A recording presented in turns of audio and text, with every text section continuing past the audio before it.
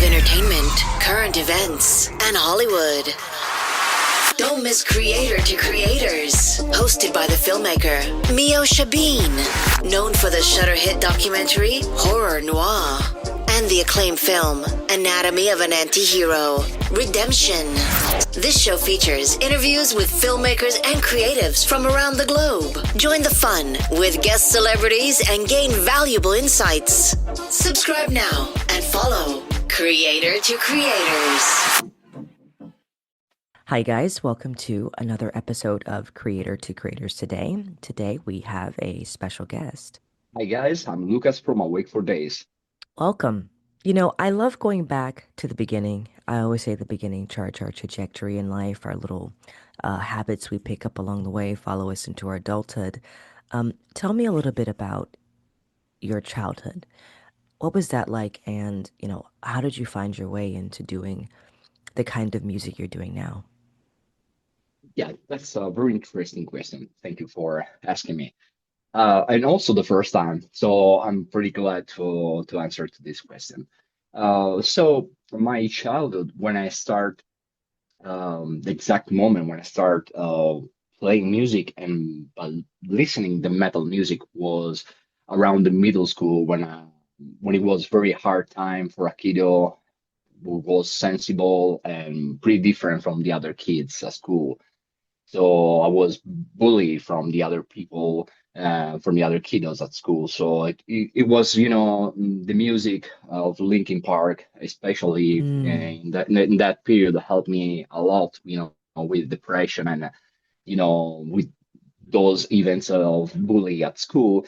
And from that point on, I started listening metal so often, and then I realized that was my music, mhm. the music that released pain, the music that helped me on express my feelings to other people and not being so closed like I was. And so, yeah, I would say like in the middle school was the very at the end of the middle school, starting of the high school was that period that changed my life into the metal scene. Wow. And I'm sorry that you were bullied. I mean, look at you now. You're cool and you're awesome and I love what you're making and the kind of music that impacts the world. So, yeah, I was Right. bullied too and that's those are bad. Those were terrible days, but somehow we get out of those. No, no, that definitely. That and also I'm feeling like lucky that I can, nowadays with my music, I can help people that are living the same moments in their life, but not also just being bullied, but depression a lot. I think it's, the new disease of this century, really. Yeah, definitely.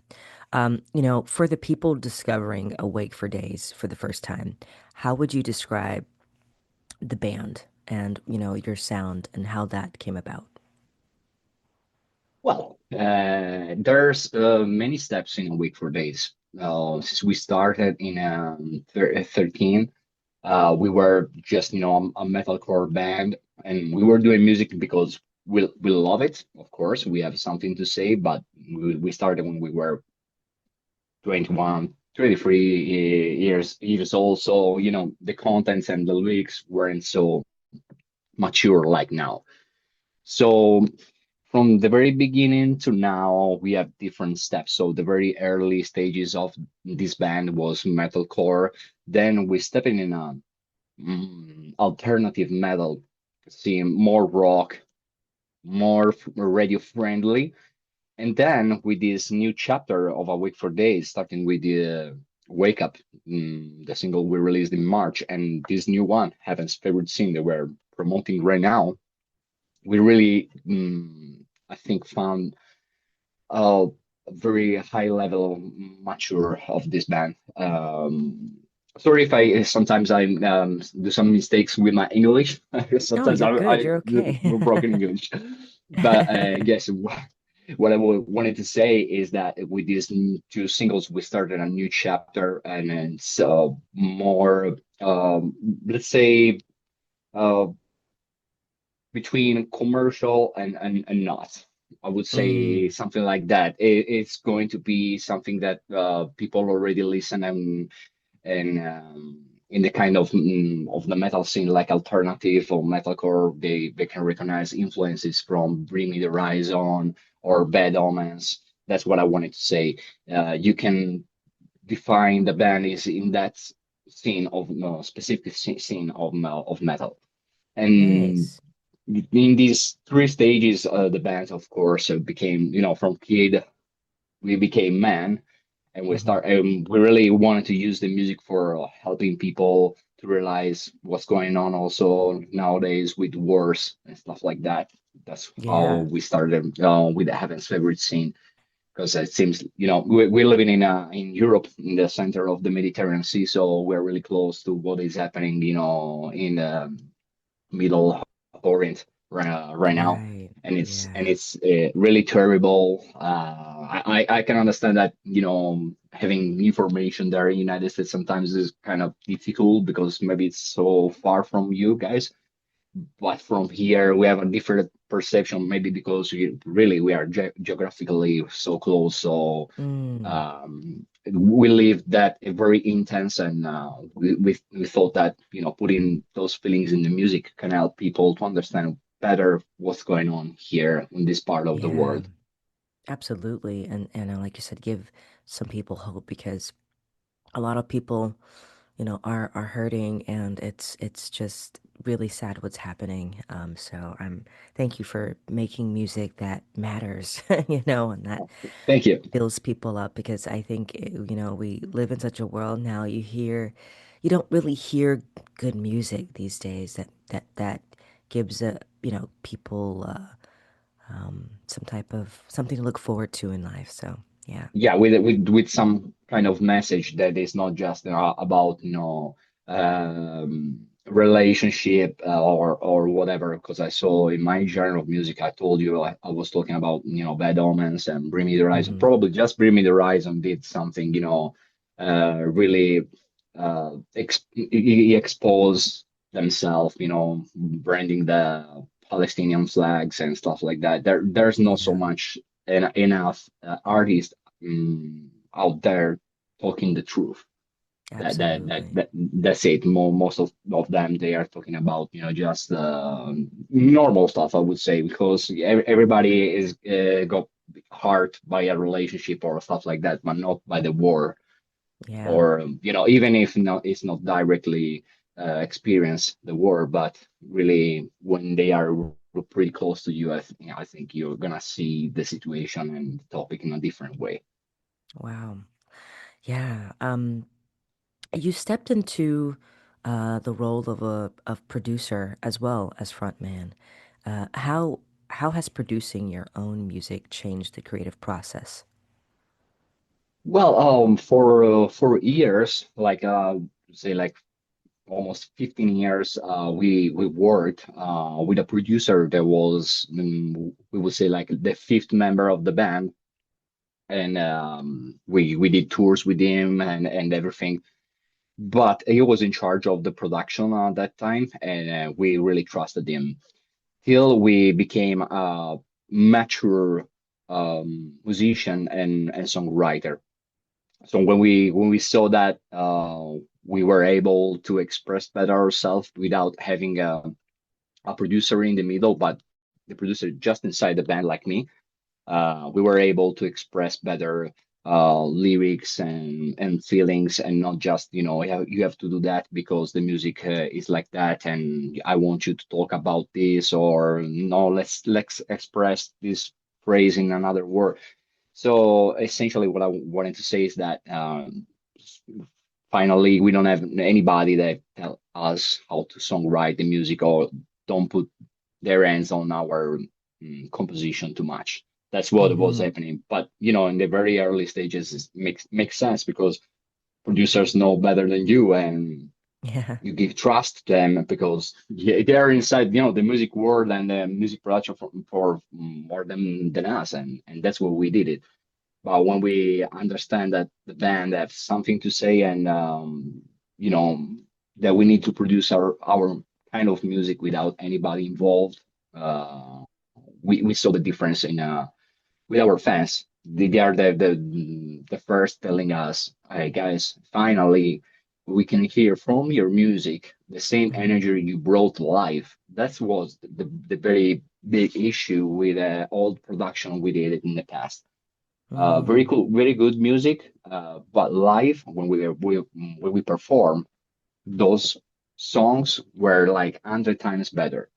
So it Mm. was about how the production delivered the product to the people and was kind of like a filter, like the people weren't able to understand our core of the band, Yeah, the heart of the band, the feelings and everything. So as soon as we stopped having this filter, people started telling us, "You guys like finally we can hear the same energy hmm, in the record," and that's really cool for us, really.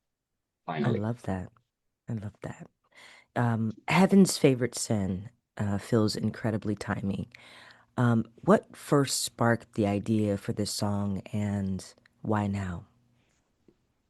Well, as I told you before, it was the message behind the song was, Hmm. we normalized too many terrible things in life. Like when we hear about wars or something really brutal happening Hmm. to another country, or even in our country, or in your country when those things with ice were happening Yeah, yeah. last year, and I was reading some comments of people, and even if there's somebody that were that died because of what happened, I see people that don't have any kind of empathy, or Mm, they are not able to empathize with what was going on. It's like yeah. we are talking about numbers, not people, and it needs, the problem was that normalizing stuff that shouldn't be normalized, like the war or Hmm. killing kids or all the abuse and everything. So everyone's favorite scene started, with that message. We really want to make aware our fan base or whoever come up to our channels or pages or social media that there's people out there doing music for talking about what's going on nowadays and trying to let people open their eyes. Yeah, no, and you're doing a great job. I think this song is so important and it's so good. Um, it grabs your attention, the title, and I really love the music video. The how it from how it's shot and it looks so fun. Can you talk about like a little bit about that? What inspired that?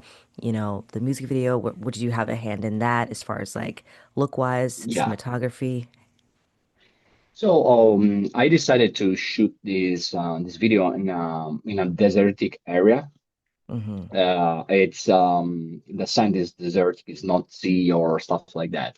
And it's located in Sardinia, and where we live in the island, and it's the only desertic area in the Europe Union. So just a little information about the location, and I decided to go there in the desertic area because of what I was talking about in the video. It's about the climate control. So hey, look, people, there this is where we are going.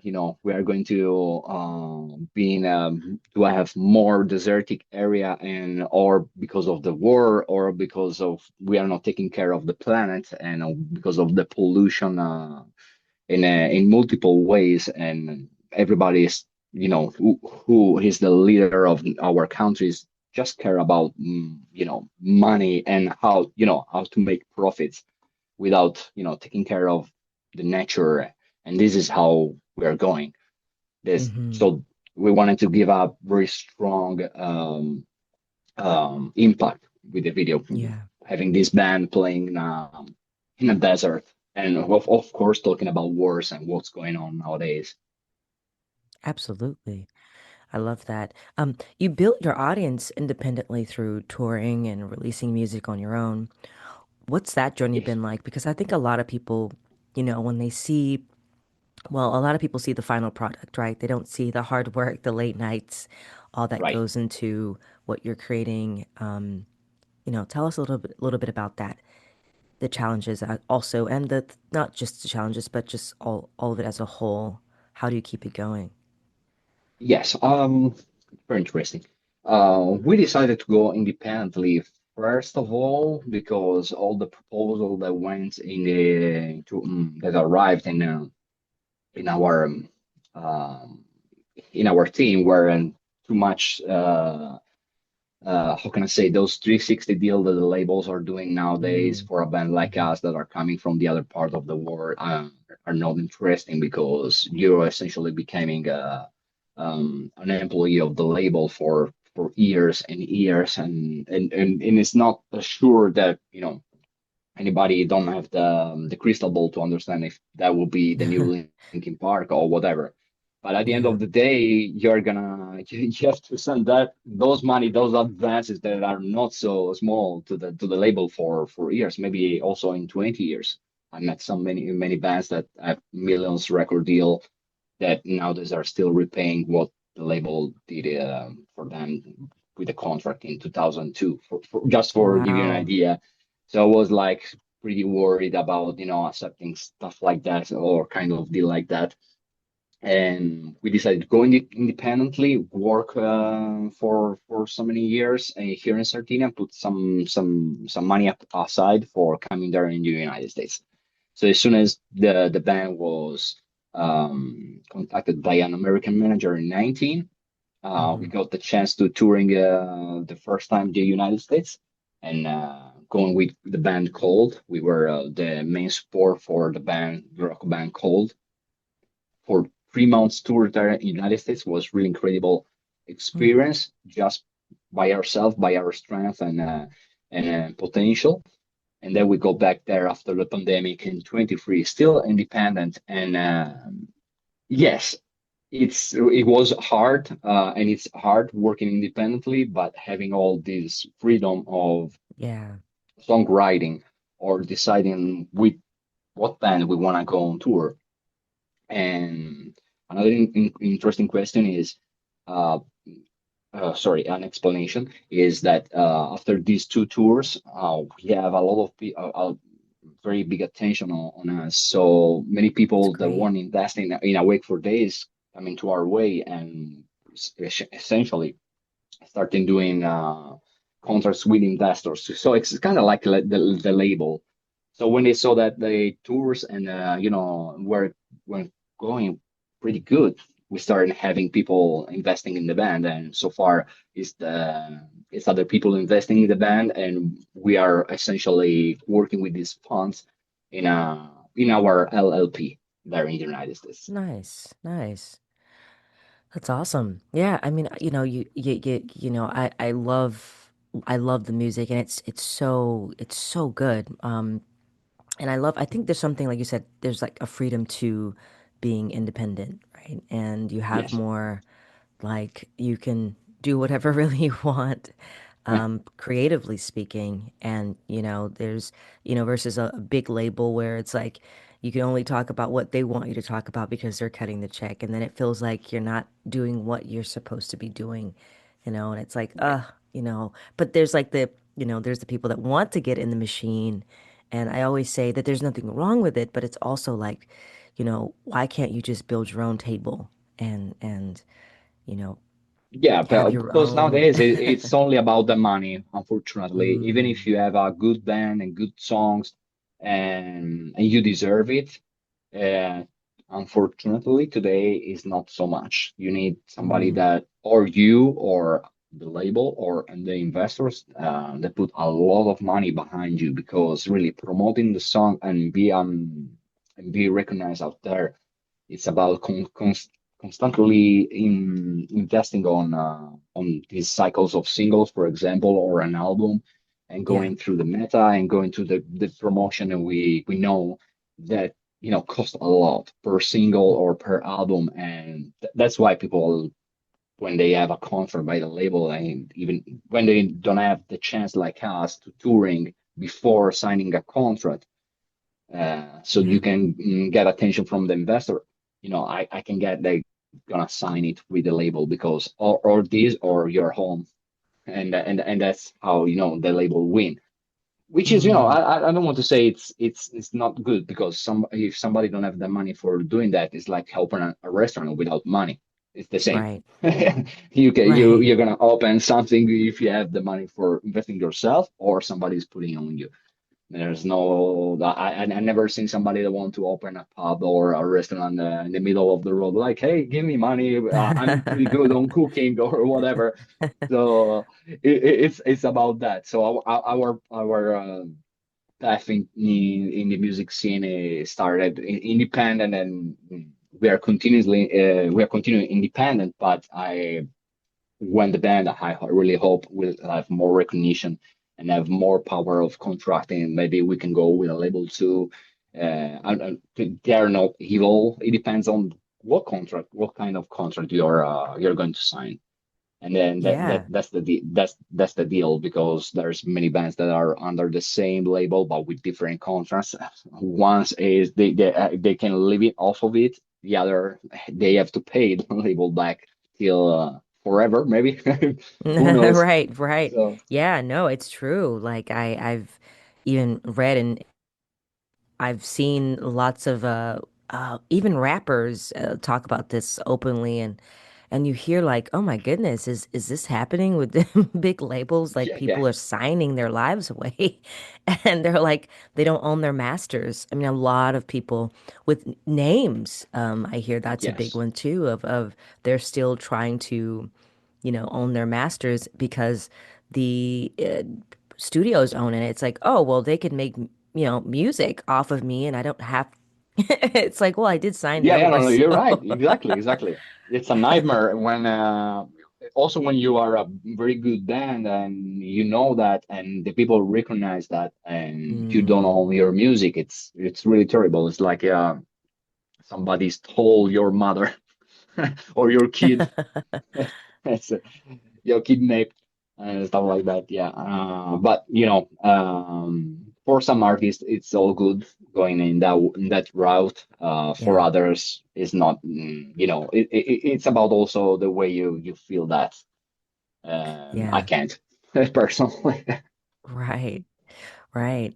I thank you for talking about this. I always wonder, we hear the interviews with everybody, how everything was so easy. But, I always tell people like I love the raw, uncut experience too, because, it does give people kind of a glimpse into in the music world, with any genre, if you're in a Yeah. band or if you're solo or whatever, I think that it is a difficult road, but if you love what you do, right, it's not it's not work. Oh yes, yes, definitely.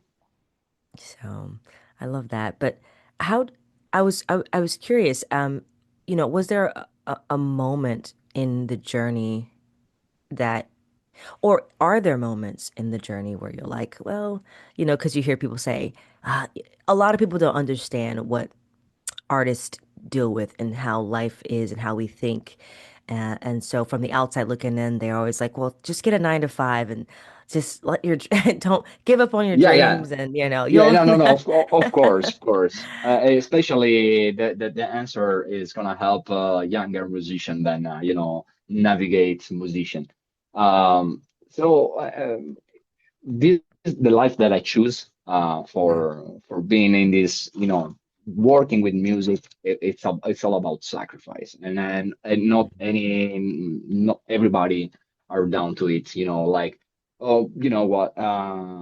Instead of going to Christmas with family, I'll stay in the studio. Those yeah. kind of sacrifice, or I want to go on tour and I have to save a lot of money and I can go to the dentist. I have to wait, maybe 6, 8 months. So I'm gonna put the Hmm. money in the music and go to the dentist in 6, 8 months. It's all about it was all about sacrifice. If I wasn't doing that, I wasn't here talking with you.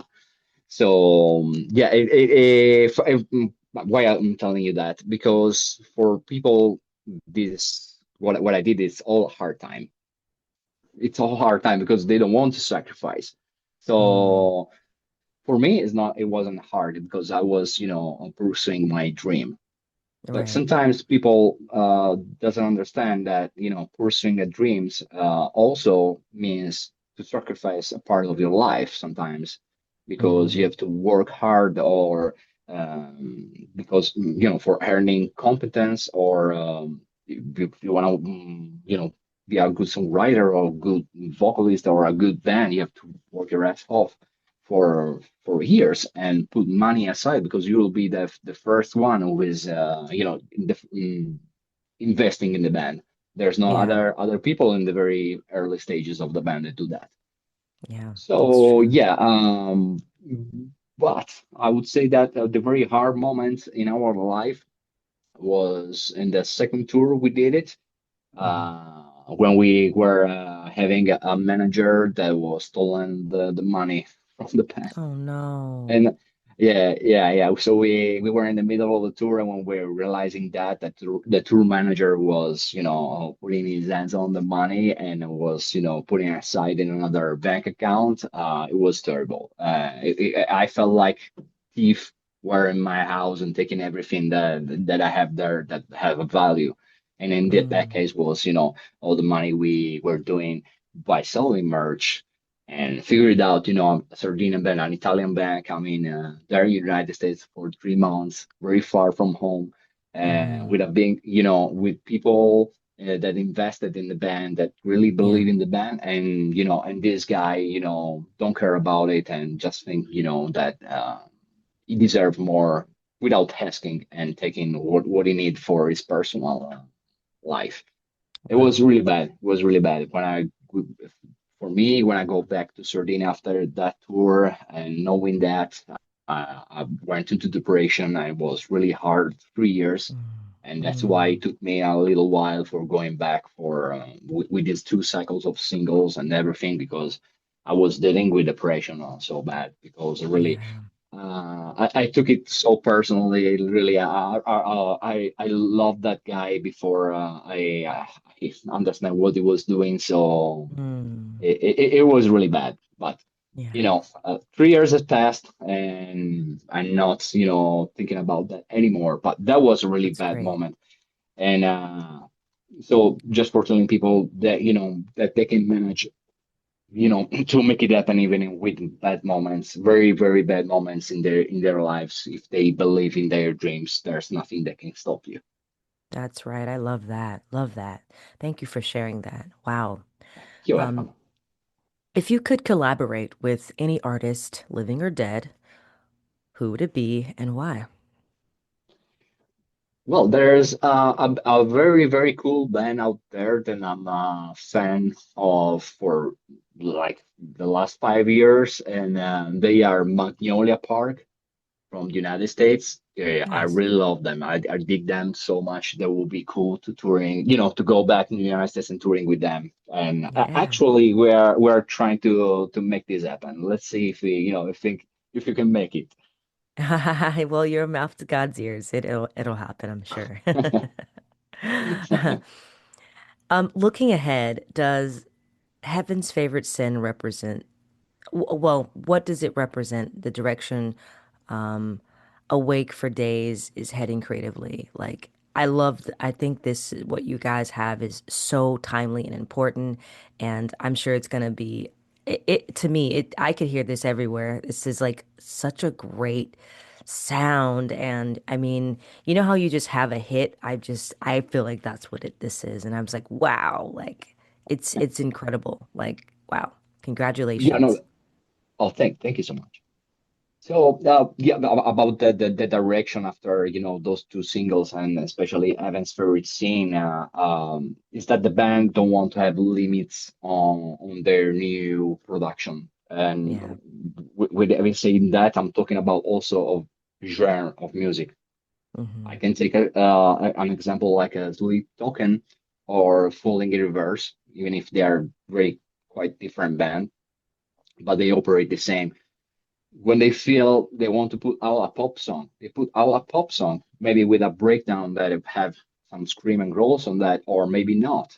When they feel Hmm. that is, the songs express its potential, uh, even if it's not a metal band doing metal, but it's doing pop, or pop doing metal, and or rap, or with many influences. That's what I wanted to do, because I think everybody nowadays already wrote everything about the genre of music. Now it's time to mix them and make something new, like Linkin Park did it Yeah. 26 years ago. They started with something that was kind of experimental. There were Hmm. somebody doing that before them, like Limp Bizkit and Korn, but they defined Yeah. the genre. So, and Bring Me the Horizon is doing a lot. I have to say that, but also those two bands that I mentioned, Flip Token and Falling Verse, are kind of the direction we want to take for the future. So pretty different from the past. I love that. Absolutely. Yeah. Mix it, change it up, be historic. I love that. Absolutely. And yeah, I mean, you guys are well on your way. You're doing it. Um, Also, where can people find you guys on social media to follow everything you have coming up? Yeah, they can find us everywhere: Instagram, Facebook, TikTok, X, YouTube, everywhere, in all platform of like social media or streaming. We are everywhere. I love it. I love it. Last question for just really quickly. What advice would you give to up and coming artists out there that's trying to get in? To believe in their dreams and to push it till they have the strength to do it. If they believe in that, like a religion, it's like music is like a god. So Mm, when they decided to be devoted to the music, you have to keep in mind that there need to be sacrificed, and one day they will repay back. I know I'm not yeah. talking about money. I'm talking about uh, what I'm talking about what lets you become a better person, a better human being in this Yeah. world. And when you follow your dreams, you are a better human. So even if a kid or a guy wants to start a band, but want to start everything else, they have Mhm. to put their passion into it, and everything will be fine, and they will be a very great human being without hate anybody else, or That getting frustration on because they choose the path for their life. Just follow their dreams and push it. I love it. Follow your dreams and push it. Thank you so much for coming on. It was a pleasure. My pleasure. I appreciate really that you guys welcome me. Absolutely. And thank you all for listening. And always remember to live, love, laugh. We'll see you guys next time. Bye bye. Right. Goodbye. Goodbye.